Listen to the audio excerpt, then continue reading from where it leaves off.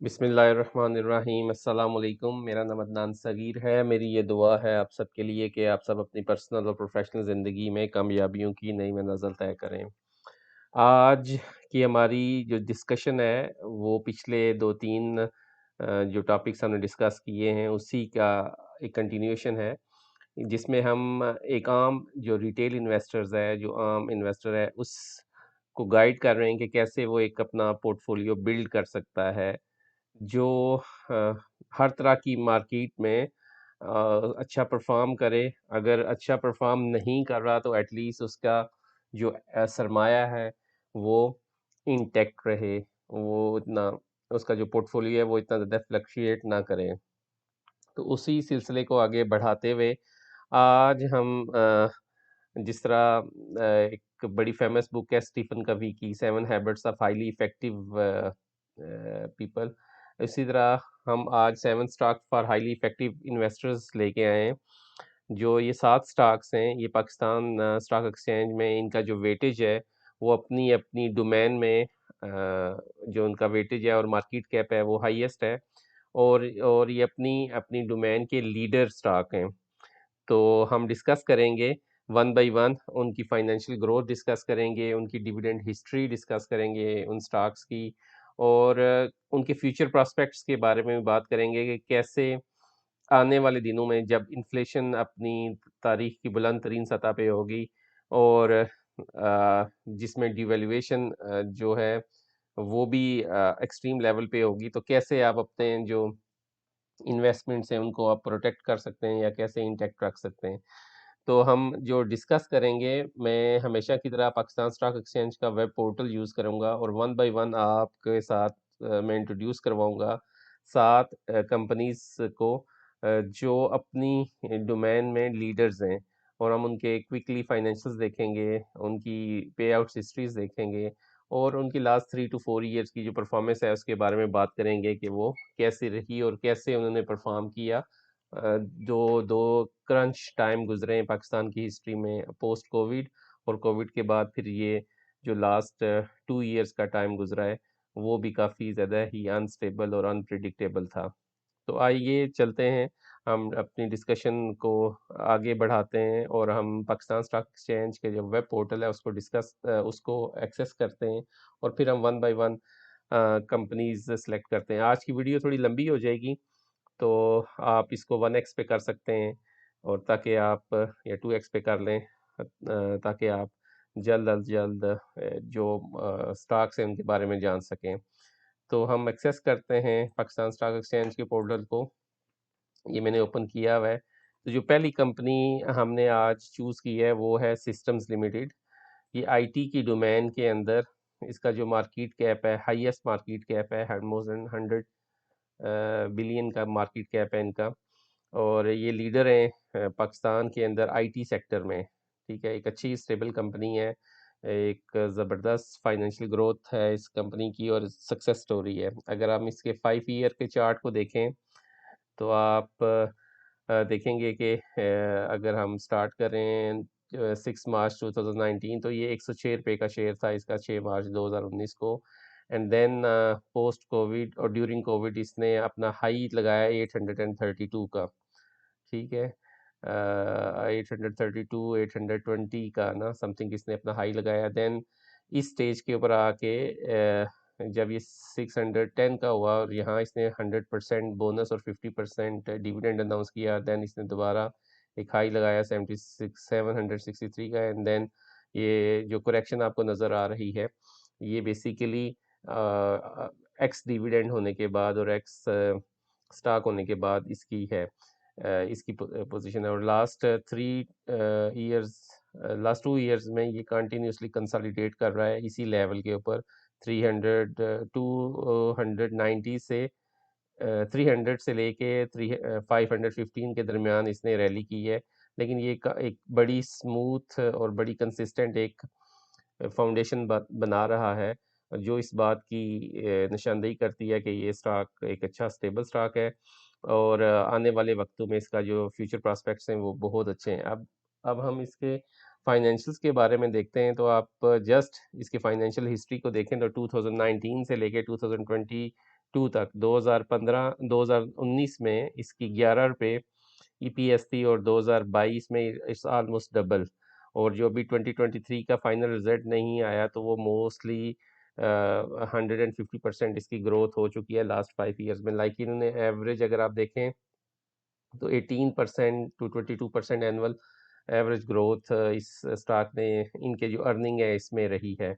और अगर आप इसके पे आउट्स पे क्लिक करें तो कंटिन्यूसली 2015 में इसने 10% डिविडेंड, 10% बोनस, और 16 में इसी तरह, 17 में, 18 में देखें, 19 में, 20 में कंटिन्यूसली ये अपने शेयर होल्डर्स को एक अच्छी वैल्यू फ्राहम कर रहा है।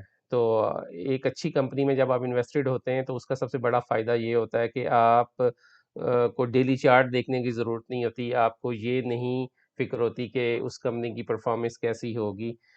इस तरह की कंपनी में अगर आप इन्वेस्टेड हैं और पाकिस्तान जैसे कंट्री में जहाँ हम इंपोर्ट बेस्ड कंपनी है और ये कंपनी एक ऐसी कंपनी है जो इनका जो मेन फोकस है वो एक्सपोर्ट्स पे है, तो फॉर श्योर जब ये एक्सपोर्ट्स कर रहे हैं तो इनकी जो मोस्टली जो इनकम है वो डॉलर बेस्ड इनकम है, और इनके जो अखराजात हैं वो रुपीज़ में। तो आप इसी से अंदाज़ा लगा लें कि कितना ज़्यादा ह्यूज जो पोटेंशियल है इस कंपनी के अंदर मौजूद है। तो आप इस कंपनी को इस लेवल के ऊपर आप खरीद सकते हैं। और आप एक कंटिन्यूअसली अपने पोर्टफोलियो के अंदर एक लीडिंग आईटी कंपनी के तौर पे आप इसको इंक्लूड कर सकते हैं। ठीक है। अच्छा, अब दूसरी कंपनी जो हम डिस्कस करेंगे वो पावर सेक्टर से है।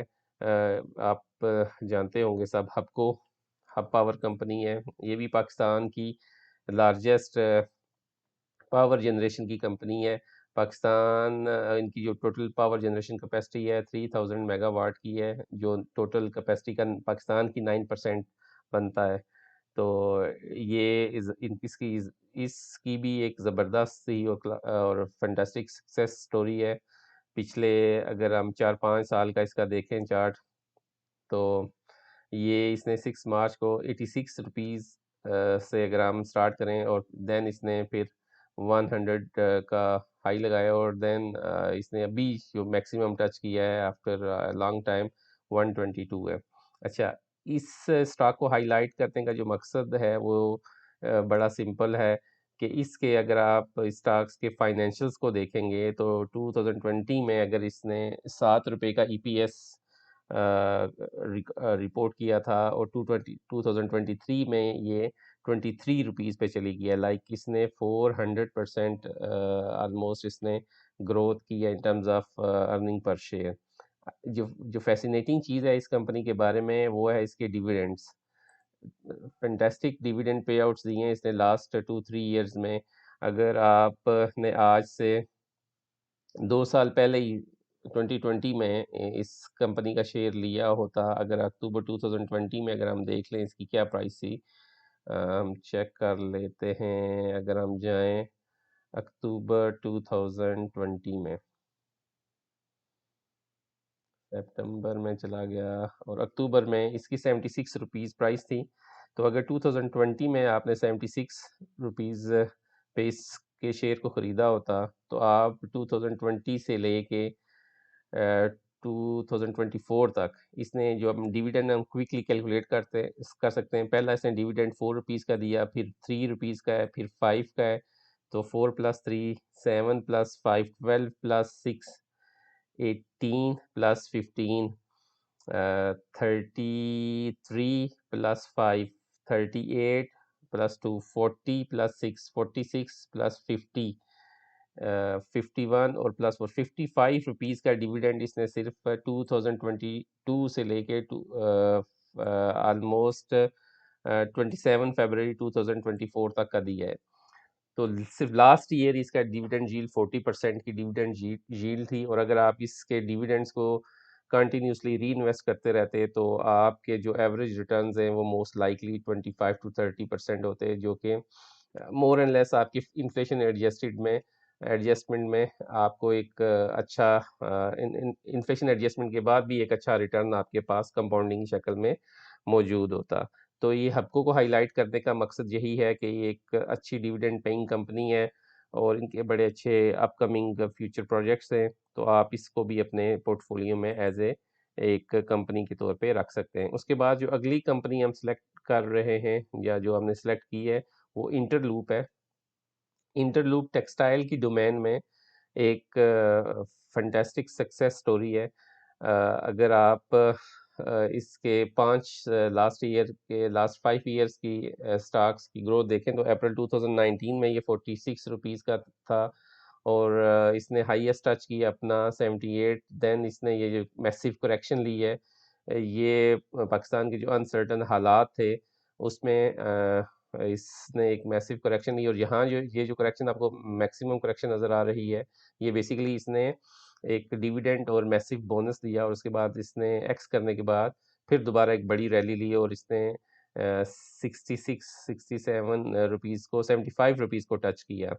अगर हम इसके फाइनेंशियल्स को देखें तो फाइनेंशियल अगेन 2020 में 2 रुपए का ईपीएस था और 2023 में इसका 14 रुपए का ईपीएस है, which is huge in terms of growth. आप देख सकते हैं इस कंपनी के फाइनेंशियल्स। उसके बाद इसके अगर आप पे आउट्स देखें तो ये कंटिन्यूसली अपने शेयर होल्डर्स को 2019 में इसने एक अच्छा 2019 में एक डिविडेंड दिया, फिर 2020 में 21 में फिर इसने डिविडेंड प्लस बोनस दिए, फिर 22 में। तो कंटिन्यूसली ये अपने शेयर होल्डर्स को एक अच्छी वैल्यू दे रही है इन टर्म्स ऑफ रिटर्न। तो टेक्सटाइल सेक्टर में एक लीडिंग कंपनी है। इनका भी मोस्टली जो बिजनेस है वो एक्सपोर्ट रिलेटेड है। रिसेंटली इन्होंने एक होजरी और एक फैक्ट्री एक्वायर की है यूएस में।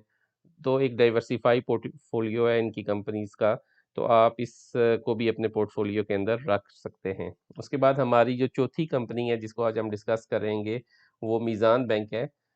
अब मीज़ान बैंक बैंकिंग सेक्टर में एक लीडिंग बैंक है और इस बैंक की सक्सेस स्टोरी भी पाकिस्तान के बैंकिंग सेक्टर की एक फैबुलस स्टोरी है, एक ज़बरदस्त स्टोरी है।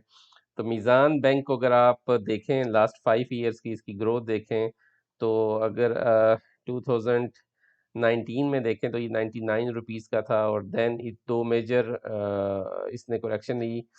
एक दफ़ा ये 2020 में जब पोस्ट कोविड में कोविड के दौरान इसने 64 टच किया, देन इसने एक ज़बरदस्त रैली ली और 155 को टच किया। उसके बाद जो अनस्टेबल हालात रहे उसमें इसने 86 को टच किया और दोबारा इसने फिर एक मैसिव रैली ली और 184 को इसने टच किया। इसकी अगर हम फाइनेंशियल्स को देखें तो एक ज़बरदस्त फाइनेंशियल ग्रोथ इसकी अर्निंग्स में रही है।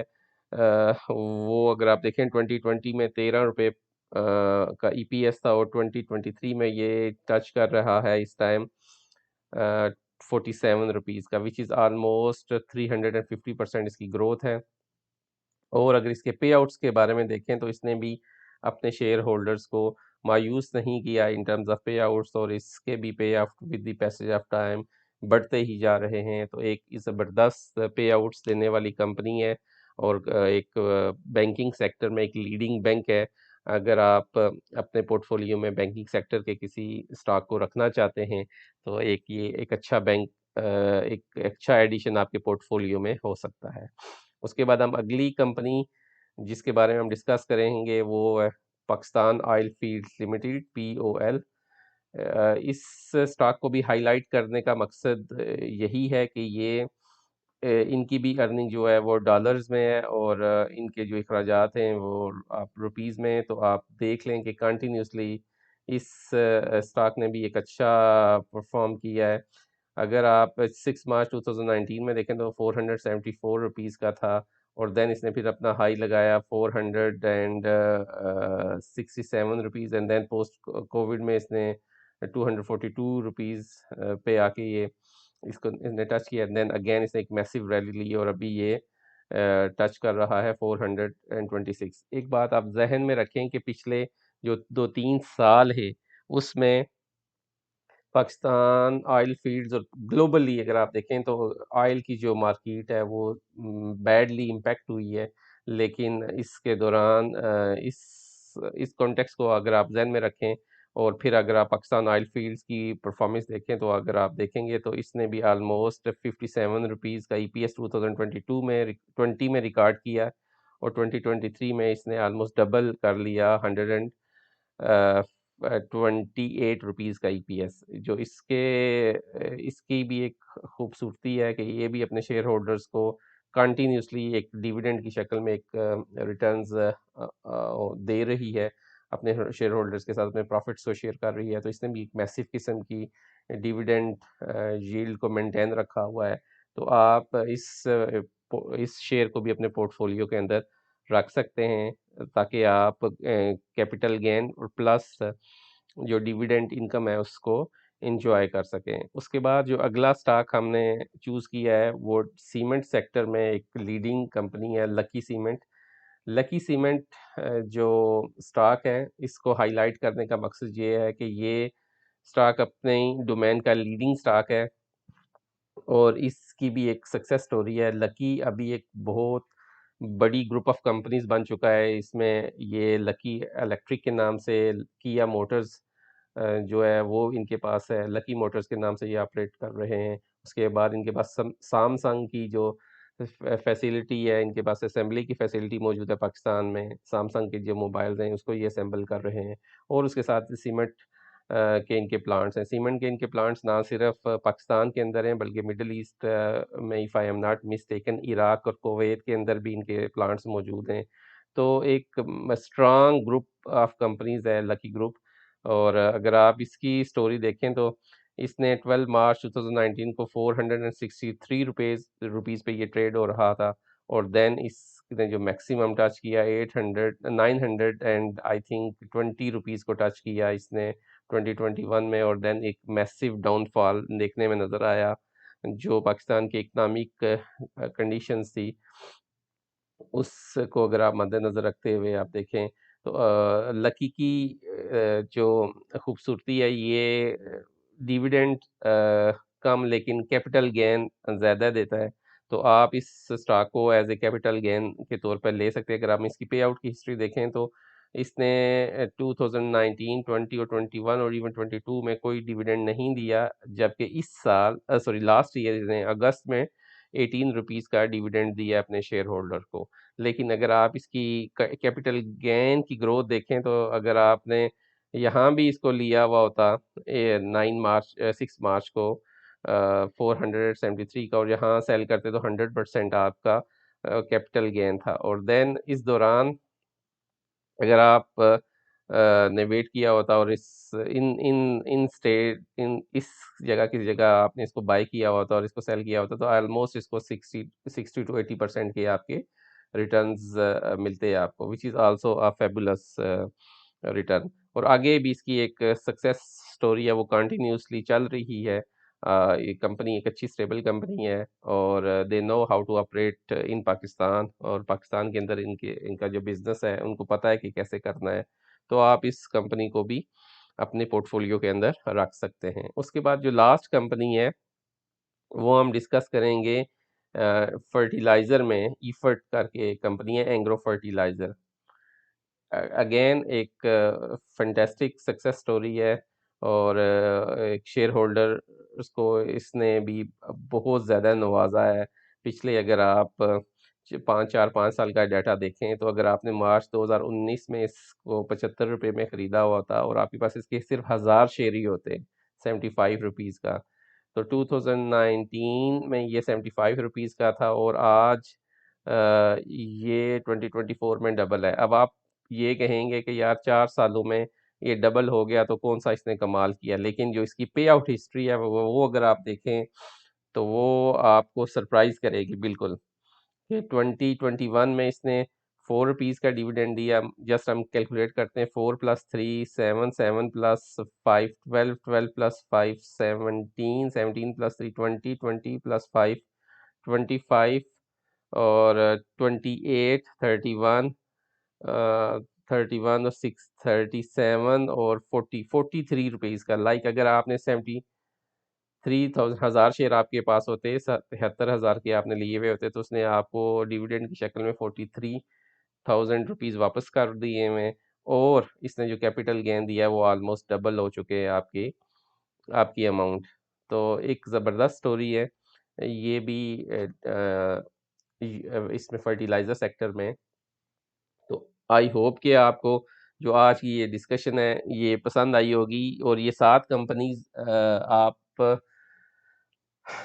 अब आगे जब मार्केट इनस्टेबल होती है या डिप्रेशन आता है मार्केट में, या मार्केट एक मैसिव करेक्शन लेती है, तो आप उस टाइम इन शेयर्स को थोड़ा-थोड़ा करके एक्यूमुलेट करें, और देन इसको जो आपका इसकी जो कंपाउंडिंग के जो फ्रूट्स हैं उसको एन्जॉय करें for a long long time. तो to to conclude our discussion, तो हमने आज जो 7 कंपनीज़ डिस्कस की हैं उसमें सब नंबर 1 पे थी सिस्टम्स लिमिटेड, उसको हमने बड़ी डिटेल के साथ डिस्कस किया। उसके बाद हबको को हमने डिस्कस किया, हब पावर को। इंटरलूप थी टेक्सटाइल की डोमेन में। बैंकिंग सेक्टर में हमने मीज़ान बैंक को चूज़ किया। ऑयल एंड गैस में हमने पाकिस्तान ऑयल फील्ड लिमिटेड्स को देखा। सीमेंट सेक्टर में हमने लक्की सीमेंट को चूज़ किया, और फर्टिलाइज़र में हमने इफर्ट को चूज़ किया है अपनी आज के पोर्टफोलियो को बिल्ड करने के लिए। अच्छा, एक और इम्पोर्टेंट बात और इम्पोर्टेंट डिस्क्लेमर वो ये मैं देना चाह रहा हूँ, मैं किसी भी कंपनी को प्रमोट नहीं कर रहा। इट्स जस्ट एडवाइस जो बेस्ड ऑन मेरे अपने एक्सपीरियंस की बेस के ऊपर मैं आपको बता रहा हूँ। और इन 7 में से ऑलमोस्ट, अगर आई एम नॉट रॉन्ग, मेरे पास 1 2 3 4 5 कंपनीज़ में खुद पर्सनली इन्वेस्टेड हूँ पिछले 2-3 साल से इन कंपनीज़ के अंदर, और अच्छे रिटर्न्स मैंने भी एन्जॉय किए हैं इन कंपनीज़ में इन्वेस्टमेंट करते हुए। तो आप अपने मुझे फीडबैक से आगाह कीजिएगा, ताकि हम इसी तरह की मज़ीद इंफॉर्मेटिव किस्म की वीडियोज़ आप लोगों के लिए बनाते रहें, और आपका जो फीडबैक है वो मुझे गाइड करता रहता है, ताकि मुझे अंदाज़ा होता है और मुझे अंदाज़ा भी होता रहता है कि मेरी जो ऑडियंस है उनकी क्या एक्सपेक्टेशंस हैं and what they are looking for. तो इसी के साथ हम आज की डिस्कशन को कंक्लूड करते हैं। अल्लाह ताला आपका और हमारा हामी और नासर हो। अस्सलाम वालेकुम वरहमतुल्लाहि वबरकातुहू।